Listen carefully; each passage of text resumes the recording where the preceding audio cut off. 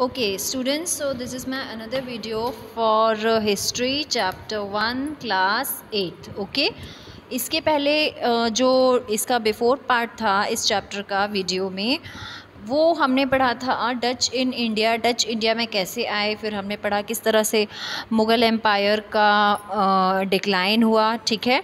और उसके बाद अब हम पढ़ेंगे कि East India companies trade with India and business rivalry, कि किस तरह से ईस्ट इंडिया कंपनी ने हमारे यहाँ व्यापार शुरू किया और किस तरह से जो बिज़नेस राइवलरी थी, व्यापार में ही जो लड़ाइयाँ थी आपस में उनमें स्टार्ट हुई, ठीक है।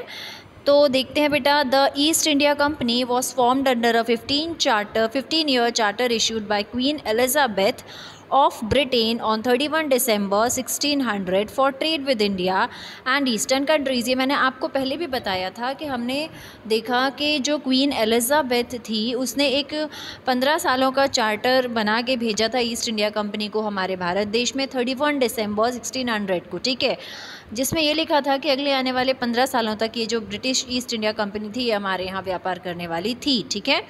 लेकिन जो चार्टर था एक्चुअली में वो It was empowered the company to wage war, sign pact, enact laws and to punish those who attacked the company's monopoly। तो चार्टर तो था बट ये चार्टर एक तरीके से ईस्ट इंडिया कंपनी को के हाथों में पावर था कि भाई देखो, क्वीन ने तो हमें परमिशन दे दी, अब हम यहाँ लड़ाई भी लड़ सकते हैं, हम किसी भी तरह के समझौतों पर साइन करवा सकते हैं इंडियन से, हम अपने मन चाहे लॉज लगा सकते हैं, पनिश कर सकते हैं जो कंपनी की जो मोनोपोली है, जो रूल्स हैं उसके अगेंस्ट जो भी जाएगा, ठीक है। The east India company was formed by a few British capitalist for joint trade.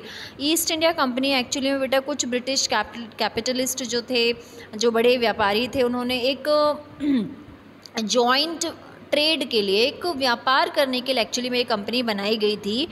जो प्राइम एम था कंपनी का वो यही था कि ज़्यादा से ज़्यादा प्रॉफिट कमाना, ठीक है, क्योंकि जो ब्रिटिश थे they believed that earning profit by hook और क्रुक वाज राइट। ब्रिटिशर्स को तो यही था कि भाई सीधे तरीके से हम अर्निंग प्रॉफिट कमाएंगे या अपने तरीक़ों से, ठीक है, बाय हुक और क्रुक जिसे कहा जाता है इंग्लिश में। सो इसके लिए उन्होंने क्या किया, लूटा मारी मचा दी बिज़नेस में, जैसे कि कम पैसों में सामान को ख़रीदना और बहुत हाई उसे कॉस्ट प्राइस उसकी करके, उसकी सेलिंग प्राइस करके उसे बेचना, ठीक है। The company by acquiring means of loot and trade filled their coffers beyond capacity. मतलब जो उनकी महत्वाकांक्षाएं थी, उनका जो लालच इतना ज़्यादा बढ़ गया था कि जिसकी कोई हद नहीं थी, ठीक है। इसके अलावा कंपनी क्या कर रही थी, अब हमारे इंटरनल जो मैटर थे, मतलब हमारे यहाँ का जो पॉलिटिकल इश्यूज़ थे उसमें भी कंपनी अपने हाथ लगा रही थी, ठीक है। British had analysed the political weakness, कि अंग्रेज़ों को पता चल चुका था कि इस देश में स्थापित कोई भी रूलर नहीं है, मतलब जो परमानेंट हो, है ना, मुग़ल आए वो भी एंड हो रहे हैं, तो वो लोग इस सिचुएशन का फ़ायदा उठाना चाहते थे दोनों तरीक़ों से। वो पॉलिटिकल पावर भी चाहते थे, वो बिज़नेस पावर भी चाहते थे, ठीक है।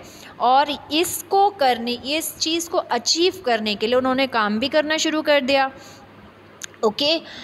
आप देखेंगे कि किस तरह से उन्होंने ये चीज़ जो थी अचीव किया थी, कि East India Company started trading in India but failed to establish business centre और कॉलोनी इन इंडिया। शुरुआत तो कर दी बिज़नेस की, लेकिन कोई कॉलोनी या कोई बिज़नेस सेंटर नहीं बना पाए। Jahangir granted permission to the company to open business centre at Surat in 1613।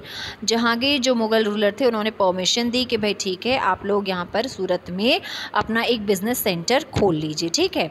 So Sir Thomas Roe was sent as envoy of King James to India to meet Mughal Emperor for trading purpose। तो sir Thomas रो को भेजा गया king James का envoy बना करके, ठीक है, कि एनवॉय बना करके कि भाई आप जाइए, उसका सहकार आप बोल सकते हैं, जो सपोर्टर, हेल्पर, ओके, कि भाई आप जाइए और मुग़ल एम्परर से बात कीजिए कि हमें यहाँ व्यापार करने दिया जाए, ठीक है। तो sir Thomas Roe spent his time in Mughal court between 1615 to 1619। ये देखिए 4 सालों तक वो मुग़ल दरबार में रहे और फिर उन्हें फाइनली जहांगीर से अप्रूवल मिल गया कि आप हमारे देश में अलग अलग जगह पर बिज़नेस सेंटर खोल के व्यापार कर सकते हैं। तो ईस्ट इंडिया कंपनी ने सूरत में, आगरा में, अहमदाबाद में, भरूच में यहाँ पर अपने बिज़नेस सेंटर खोले और व्यापार करना शुरू कर दिया। ठीक है। When Emperor Charles II of England was married to Princess Catherine of Portugal in 1668, the British got Mumbai in dowry. जब Emperor Charles II इंग्लैंड के, इनकी जब शादी हुई प्रिंसेस कैथरीन पोर्चुगल की प्रिंसेस इनकी शादी हुई थी, तो ब्रिटिशर्स ने क्या किया, ब्रिटिशर्स को मुंबई मिली दहेज में, क्योंकि पोर्चुगीज़ तो पता है मुंबई का पूरा था, है ना। तो Mumbai came under east India company for just 10 pound annual rent. और इस तरह से मुंबई जो थी ईस्ट इंडिया कंपनी के अंडर में आ गई, अंग्रेज़ों के अंडर में आ गई। सिर्फ कितने रुपयों में? 10 पाउंड एनुअल रेंट, मतलब पोर्चुगीज़ को उन्हें 10 पाउंड सालाना देना पड़ते थे रेंट, किराया। ठीक है। So Mumbai was made headquarters of western coastal business centre in 1687 in place of Surat. तो भाई सूरत से हटा करके बिजनेस सेंटर कहाँ बना दिया गया? मुंबई को। देखो बेटा, लेना ना देना, मेहमान बन के आए थे लेकिन हमारे ही देश को बेच रहे थे, दहेज में दे रहे थे, कहीं ये कर रहे थे, कहीं वो कर रहे थे। ठीक है। तो इस तरह से करते थे अंग्रेज़ हमारे साथ। On the eastern coastal area also the company established business center at Machilipatnam में बनाया, फिर मद्रास में बनाया, बंगाल में बनाया, हरियापुर में बनाया, बालासोर, हुगली, पटना। तो ये सारे जगहों पर इन्होंने अपने बिजनेस सेंटर खोल लिए थे। ठीक है।